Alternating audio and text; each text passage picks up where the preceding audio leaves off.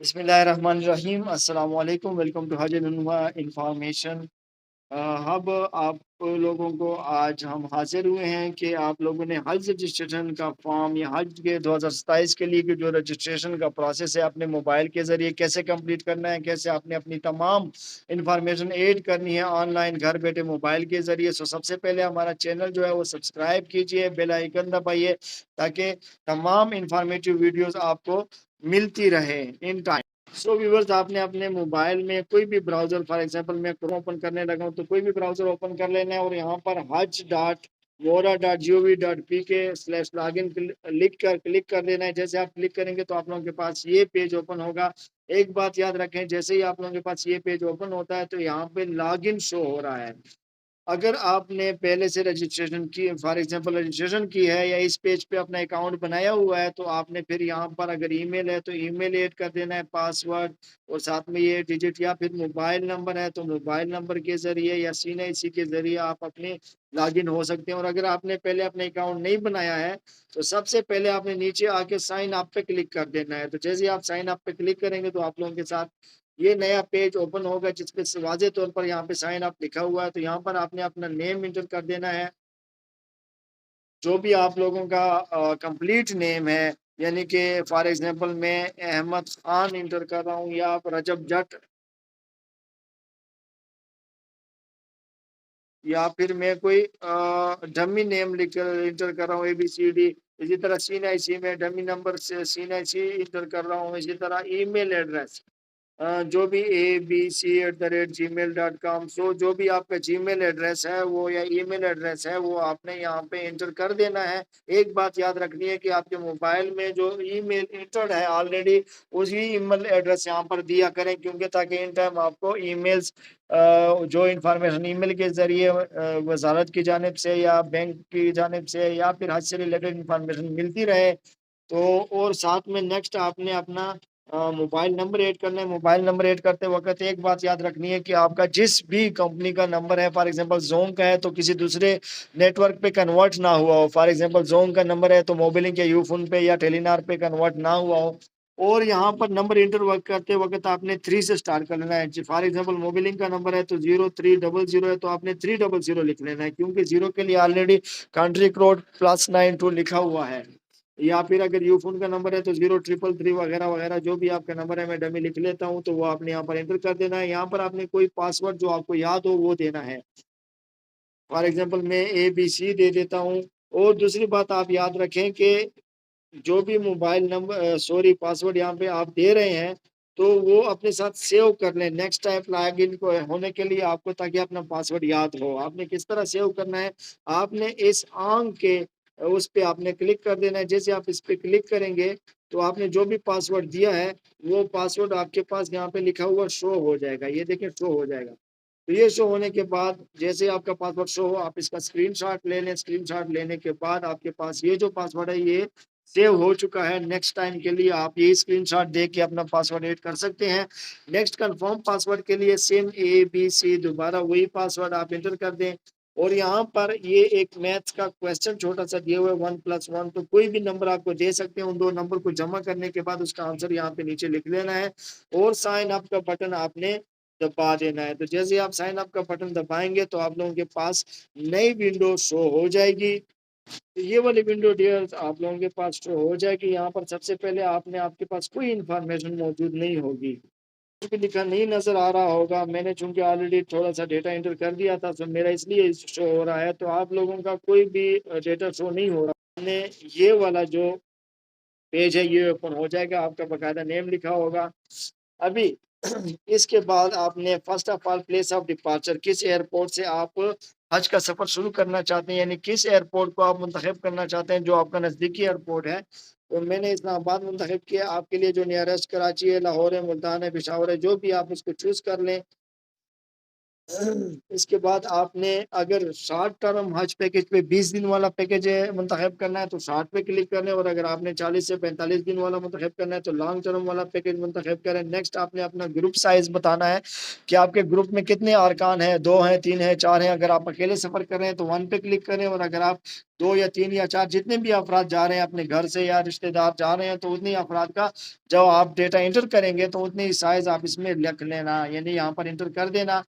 Next हज scheme, आप private हज स्कीम पे जाना चाहते हैं तो प्राइवेट पे क्लिक करें, और अगर आप गवर्नमेंट पे जाना चाहते हैं तो गवर्नमेंट पे क्लिक करें।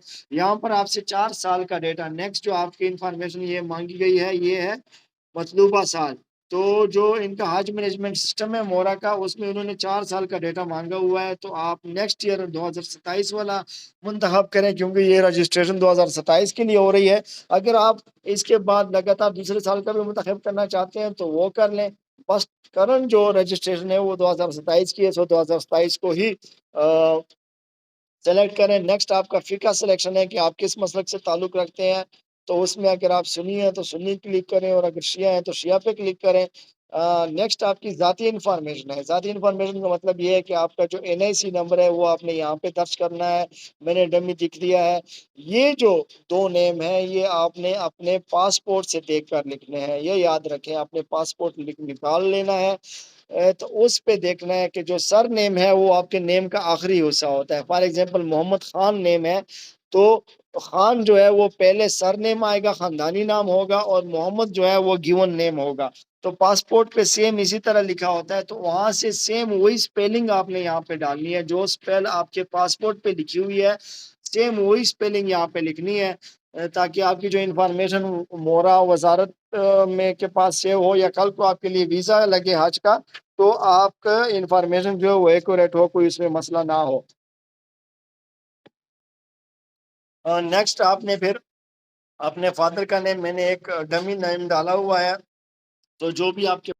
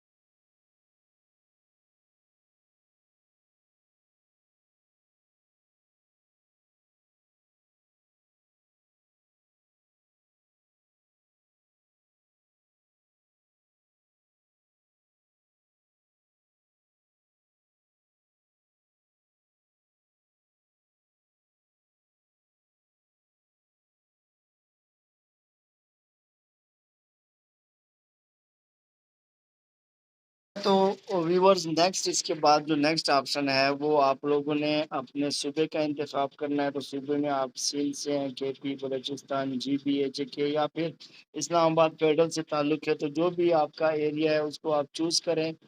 या पंजाब है तो पंजाब चूज़ करें। इस तरह डिस्ट्रिक्ट चूज़ करें, फॉर एग्ज़ाम्पल सरगोदा है तो सरगोदा चूज़ करें, लाहौर है, झेलम है, जो भी है, बहावलपुर है, मुल्तान है। उसके बाद आप उसकी कोई तहसील भीरा है या जो भी तहसील है आपकी वो सेलेक्ट कर लें। तमाम इन्फॉर्मेशन आपने एक्यूरेट और सही सेलेक्ट करनी है। अभी यहाँ पे बारी आ जाती है, आपने अपने शनाख्ती कार्ड के फ्रंट साइज़ जो सामने वाला हिस्सा है उसको अपलोड करना है, और दूसरा आपने शनाख्ती कार्ड की बैक साइड यानी जो आपके शनाख्ती कार्ड का पिछली साइड है उसको आपने अपलोड करना है। इसको अपलोड करने के लिए आपने इस पे क्लिक करना है।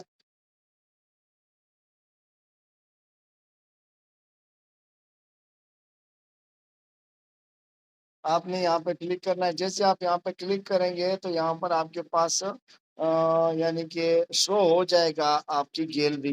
तो आप कलेक्शन पे जाएँ, अगर आपने कैमरे के ज़रिए पिक्चर निकाला है तो कैमरे पे आपको आप सेलेक्ट कर लें, यानी जो भी आपने वो किया है तो उसको आप सेलेक्ट कर लें। एक बात याद रखें कि आपकी पिक्चर की जो साइज़ है वो 2 एमबी से ज़्यादा ना हो। अगर 2 एमबी से ज़्यादा है तो आप अपना नया पेज यहाँ पे खोलें। क्या नाम है, क्रोम में यही ब्राउज़र में कोई नया पेज आप खोलें और नए पेज में आप यहाँ पर लिख लें कि ऑनलाइन रीसाइज़ पिक्चर। तो यहाँ पे इमेज रिसाइज़र की एक आपको कोई भी इसमें से एक लिंक खोल लें। उस लिंक पे यहाँ पर आप अपना इमेज सेलेक्ट करके दे दें। जैसा कि मैं कोई भी एक इमेज यहाँ पे सेलेक्ट करके दे देता हूँ गैलरी से। और डॉक्यूमेंट तो नहीं चाहिए मुझे, अपना कोई पिक्चर चाहिए। तो आपने कोई भी पिक्चर अपने उसमें से सेलेक्ट कर लेनी है। फॉर एग्ज़ाम्पल ये वाली पिक्चर मैंने सेलेक्ट कर ली है। अभी इसकी साइज़ जो है वो कम है। अगर आपने इसकी साइज़ एनहांस करनी है, एक तो ये आपको मेगापिक्सल भी बता रहा है कि कितने मेगापिक्सल, और अगर आपने यहाँ पे साइज़ एनहांस करनी है तो रीसाइज़ सेटिंग ये नीचे लिखा हुआ है, रीसाइज़ सेटिंग। तो इसको आपने क्लिक कर लेना है। इस जगह पे ये जो रीसाइज़ लिखा हुआ है यहाँ पे आपने क्लिक कर लेना है। जैसे ही आप इसको क्लिक करेंगे तो यहाँ पे इसकी विड्थ, हाइट वगैरह या एज परसेंटेज आपने कम करना है। अगर ज़्यादा है तो कम कर लें साइज़। अगर फॉर एग्ज़ाम्पल ये 4 एमबी है तो अगर आप इसे 50% पे ले आएँगे तो 2 एमबी हो जाएगा, और अगर 50 से कम कर लेंगे तो 2 एमबी से भी कम हो जाएगा। सो इस तरह आप इसको रीसाइज़ कर सकते हैं बाय परसेंटेज भी। और उसके बाद आपने फिर रीसाइज़ इमेज पे क्लिक कर लेना है यहाँ पर दोबारा। तो रीसाइज़ इमेज पे तो ये आपकी इमेज जो है ये रीसाइज़ हो जाएगी, और आपको अ, यहाँ पे डाउनलोड इमेज का आ जाएगा, तो आप अपनी इमेज को डाउनलोड कर लें जो कि रीसाइज़ स्टेट में होगी। ठीक है? तो आपने अपनी पिक्चर को इस तरह रीसाइज़ करना है।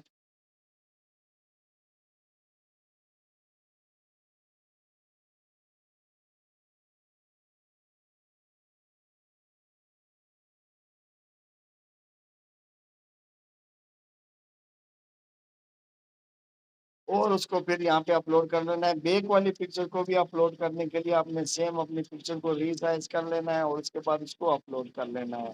तस्वीर अपलोड करते वक़्त ये आपने इन्फॉर्मेशन जो यहाँ पर है कि 4 × 3 सेंटीमीटर यानी कि पासपोर्ट साइज़ की पिक्चर आपने यहाँ पे ब्लू बैकग्राउंड के साथ आपने यहाँ पे अपलोड करनी है। सऊदी गवर्नमेंट हुकाम जो है वो व्हाइट बैकग्राउंड माँगते हैं, और पाकिस्तानी गवर्नमेंट के जो हुकाम है वो ब्लू बैकग्राउंड माँगते हैं।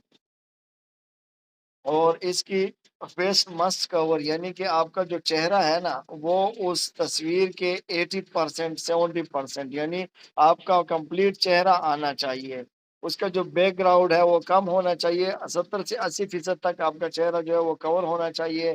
प्लेन बैकग्राउंड होनी चाहिए, किसी किस्म के उस पे फूल या यानी कि आपने कहीं पे बिल्डिंग के सामने या दरख्तों के सामने या कहीं पे भी दूसरी जो तस्वीर निकाली है वो नहीं देनी है।